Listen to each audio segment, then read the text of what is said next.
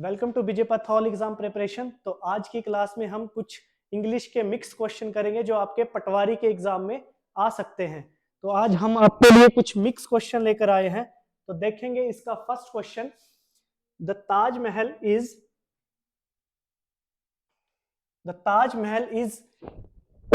आगरा। तो identify the type of underline noun. इसमें हमने चेक करना है कि कौन सा नाउन इसमें यूज किया जाएगा। तो आपके ऑप्शन ये है common noun, proper noun, abstract noun और कलेक्टिव नाउन। तो आपका ताजमहल आपका एक यूनिक है पूरे वर्ल्ड में, ताज महल। तो ये आपका कॉमन नाउन में नहीं आएगा। कॉमन नाउन में आपका जितनी भी कॉमन चीजें वो आपकी कॉमन नाउन में आती है, तो आपका कॉमन नाउन में नहीं आएगा। कॉमन नाउन में आगे जैसे आपका बॉयज, गर्ल्स जो आपके कॉमन यूज किए जाते हैं, लेकिन ताजमहल पूरे वर्ल्ड में एक है, तो इसीलिए इसका ऑप्शन होगा प्रॉपर नाउन। तो प्रॉपर नाउन इसका बिल्कुल सही आंसर होगा। एब्स्ट्रैक्ट नाउन नहीं आएगा, क्योंकि एब्स्ट्रैक्ट नाउन आपका फीलिंग को शो करता है, ऐसी चीज जिसको हम केवल महसूस कर सकते हैं उसको एब्स्ट्रैक्ट नाउन बोलते हैं, लेकिन टच नहीं कर सकते। तो ऑप्शन सी हमारा नहीं आएगा। कलेक्टिव नाउन कलेक्शन को बताता है, फैमिली को बताता है, क्लास को बताता है, तो कलेक्टिव नाउन ऑप्शन नहीं आएगा। कॉमन नाउन नहीं आएगा, तो ऑप्शन बी इसमें बिल्कुल सही होगा, प्रॉपर नाउन।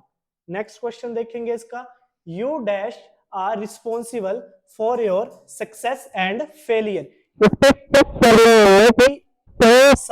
सुटेबल बैठेगा, yourself, ourself, himself and herself. You dash responsible for success and failure, ये आपका एज अ प्रोनाउन यूज किया जाता है, यू। तो यू के साथ हमेशा एज अ ऑब्जेक्टिव हम योर सेल्फ यूज करते हैं, तो इसका जो ऑप्शन आएगा योर सेल्फ। तो फर्स्ट ऑप्शन इसमें बिल्कुल सही होगा। आवर सेल्फ नहीं आएगा, क्योंकि आवर सेल्फ हम वी के लिए यूज किया जाता है। जब भी वी एज सब्जेक्टिव यूज किया जाएगा तो our self as objective use करेंगे, तो ऑप्शन बी बिल्कुल नहीं आएगा। ऑप्शन सी देखेंगे, हिमसेल्फ नहीं आएगा, क्योंकि हिमसेल्फ हम तब यूज करते हैं जब हम एज अ सब्जेक्ट ही का यूज करते हैं। जब ही का यूज करेंगे तो हिमसेल्फ नहीं आएगा। और हर सेल्फ एज सब्जेक्टिव तब यूज किया जाता है जब हम यहाँ पे शी का यूज करते हैं। जब शी एज सब्जेक्टिव यूज किया जाएगा तब हर सेल्फ का यूज किया जाता है, हिम सेल्फ का नहीं आएगा, क्योंकि हिम सेल्फ ही के साथ यूज किया जाएगा। अवर सेल्फ नहीं आएगा, क्योंकि अवर सेल्फ वी के साथ यूज किया जाता है, तो ये नहीं आएगा। तो ऑप्शन आएगा option number A, your self. First option बिल्कुल सही होगा इसमें। Next question, John is dash brother, find out the correct adjective. इस पे एडजेक्टिव का यूज करना, करेक्ट एडजेक्टिव का, कि कौन सा एडजेक्टिव इस पे सही बैठेगा। जब भी दो लोगों के बीच कंपैरिजन किया जाता है तो हमारे पास दो डिग्री होती है, एक तो होती है कंपैरेटिव डिग्री और एक आती है सुपरलेटिव डिग्री। जब दो पर्सन के बीच या दो लोगों के बीच कंपैरिजन किया जाता है तो एज अ सुपरलेटिव डिग्री का यूज किया जाता है, और सुपरलेटिव डिग्री में हम ER का यूज करते हैं। यहां पे जॉन का कंपैरिजन किया जा रहा है क्या, उसके ब्रदर के साथ। दो लोगों का कंपैरिजन किया जाएगा तो हमारा ER का यूज किया जाएगा, बिगर यूज नहीं करेंगे।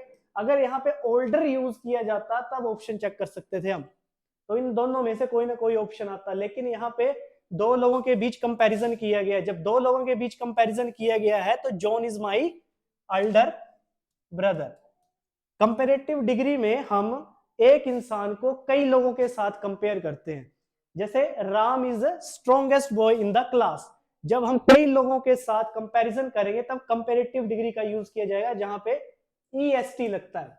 तो यहाँ पे सुपरलेटिव डिग्री का यूज किया जाएगा, जहां पे एल्डर का यूज किया जाएगा।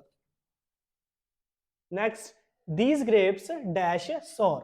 Option A are tasting, option B taste, third taste and will taste. तो विल तो आएगा नहीं।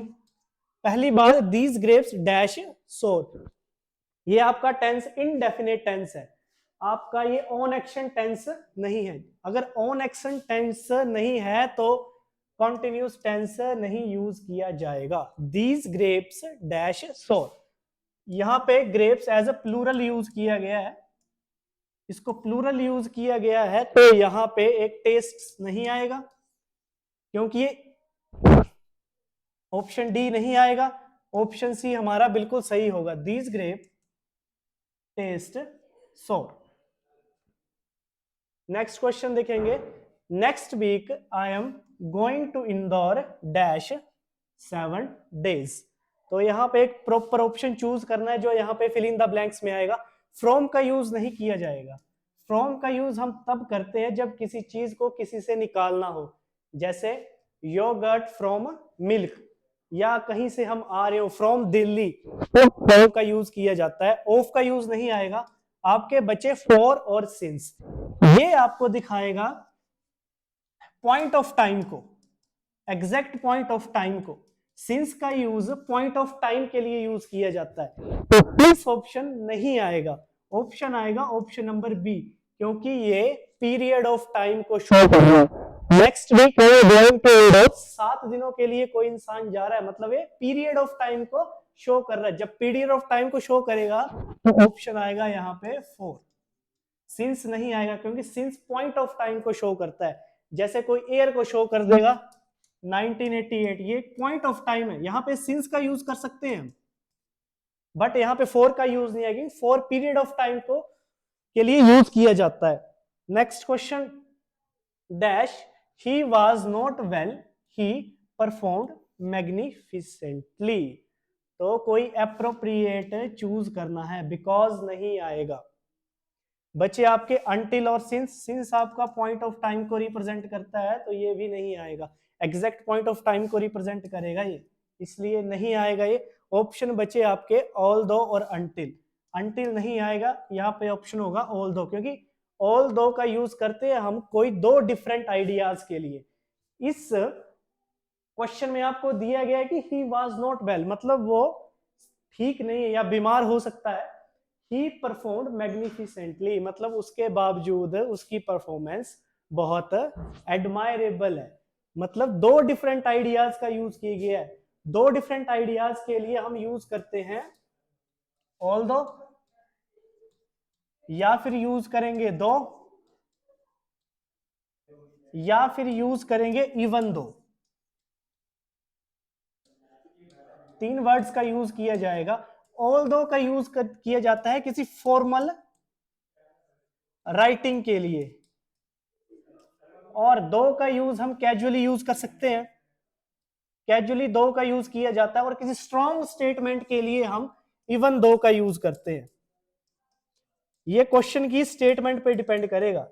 यहां पे दिया गया dash she was not well he performed magnificently, यहां पे एक फॉर्मल राइटिंग का यूज किया गया है, तो यहां पे आएगा ऑल्दो। ऑल्दो हमारा इसमें बिल्कुल सही आंसर होगा। Although he was not well he performed magnificently, option B इसमें बिल्कुल सही आएगा।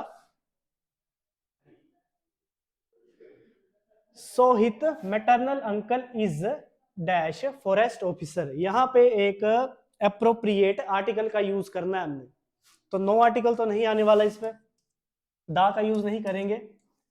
दा का यूज किसी स्पेसिफिक चीज के लिए, बड़ी चीज के लिए यूज किया जाता है, जैसे दा गंगा, दा लता मंगेशकर। कोई फेमस चीज या कोई यूनिक चीज के लिए दा का यूज करते हैं हम, तो दा नहीं आने वाला। एन और ए का यूज कर सकते हैं, लेकिन एन का यूज करते हैं हम वोवल्स के लिए, जैसे आई ई ओ यू। अगर ये यूज होता डैश के पीछे तब हम एन का यूज कर सकते थे, लेकिन Sohit maternal uncle is a forest officer, तो यहां पे जो एप्रोप्रिएट आएगा आर्टिकल वो आएगा ए, तो हमारा फर्स्ट ऑप्शन इसमें बिल्कुल सही होगा। I have lost my wallet in the train, तो यहां पे बताना है कि ये कौन सा सेंटेंस है, डेक्लरेटिव है, इंटेरोगेटिव है, इंपेरेटिव है या एक्सक्लामेटरी है। डेक्लरेटिव सेंटेंस का यूज किसी ना किसी इंफॉर्मेशन के लिए किया जाता है, इंफॉर्मेशन के लिए या कोई फैक्ट बताने के लिए किया जाता है। वैसे तो ये अफर्मेटिव सेंटेंस है, सिंपल सेंटेंस है, यहाँ पे शो नहीं है वो, ऑप्शन में अफर्मेटिव या सिंपल सेंटेंस शो नहीं किया गया। इंटेरोगेटिव सेंटेंस में क्वेश्चन मार्क आता है, तो ये नहीं आने वाला।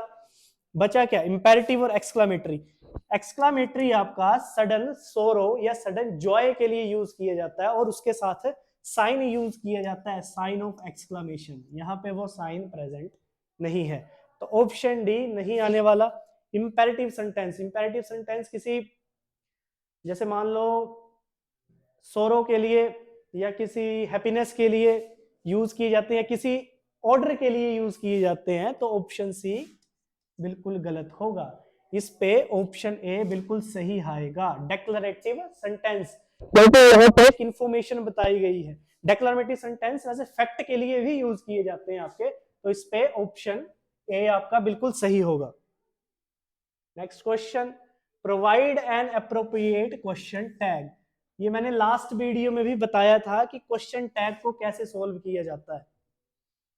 अगर आपकी स्टेटमेंट नेगेटिव है, ये स्टेटमेंट आपकी नेगेटिव चली हुई है, does not, present indefinite tense है ये, क्योंकि यहां पे डज नॉट का यूज किया गया है, तो ये नेगेटिव क्वेश्चन टैग है। अगर स्टेटमेंट नेगेटिव है तो क्वेश्चन टैग हमेशा पॉजिटिव आता है, और उसी ही टेंस में आएगा। यहाँ पे डज नॉट है तो डिड नहीं आएगा, क्योंकि हमारा टेंस ये प्रेजेंट इंडेफिनिट टेंस है। ये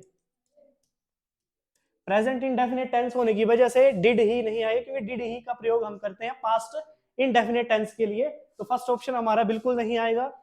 ऑप्शन बी देखेंगे, डज ही, डजंट नहीं आएगा यहाँ पे, क्योंकि ये नेगेटिव है। डू ही नहीं आएगा, डू के साथ ही कभी नहीं लगता।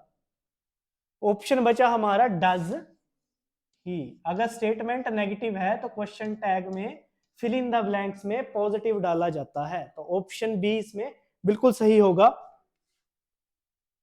नेक्स्ट क्वेश्चन देखेंगे, choose the alternative which best express that the meaning of a given item or phrase is. Item or phrase बताना है इसमें कि to be all set, to be all at sea. तो इस पे ऑप्शन दिए गए हैं आपको, फैमिली वॉयज नहीं आएगा। In the middle of ocean, ये तो बनेगा ही नहीं। अ स्ट्रिंग ऑफ आइलैंड, ये भी नहीं बनेगा। ऑप्शन बी इसमें बिल्कुल सही आएगा, lost and confused. Option B इसमें बिल्कुल सही होगा। So thank you. बाकी ये क्वेश्चन हम नेक्स्ट वीडियो में करेंगे। तब तक के लिए जय हिंद, जय भारत।